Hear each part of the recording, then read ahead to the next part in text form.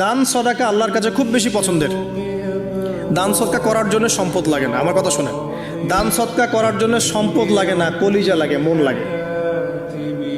বহু বড় বড় মানুষ আছে দান সদকা করতে পারে না, কোটিপতি, জাকাত দেয় না, আছে না? আর বহু গরিব মানুষ ভ্যান চালায়, কৃষিকাজ করে, দেখবেন 100 টাকা দান করে দিল। মন থাকতে হয়, মন, কলিজা বড় থাকতে হয়। তো যাদের কলিজা বড়, মন বড়, তারা দান সদকা করতে পারবে ইনশাআল্লাহ। আর যার মন বড় সেখানেই তো আল্লাহ নূর আসবে। সংক্ষিপ্ত মনে কি, সংকীর্ণ মন আল্লাহ নূর কোত্থেকে আসবে? কথা বুঝতে পারে নাই? তো দান সদকা বাড়ান। আপনি 1 টাকা দান করেন, 5 টাকা দান করেন, হালাল রিজিক থেকে 1 টাকা দান করেন, সেটা আল্লাহর কাছে অনেক বেশি পছন্দের। একটা হাদিসে নবী সাল্লাল্লাহু আলাইহি ওয়াসাল্লাম বলেছেন, হালাল উপার্জন থেকে আল্লাহর বান্দারা যখন একটা খেজুরও দান করে, আল্লাহ পাক সেই একটা খেজুরকে আস্তে আস্তে বড় করতে থাকেন, বড় করতে থাকেন, বড় করতে থাকেন। এটা এক পর্যায়ে পাহাড়ের সমান হয়ে যায়। কিয়ামতের মাঠে মানুষ তার দান এবং সাদাকার যে ছায়া, এই ছায়ার নিচে অবস্থান করবে।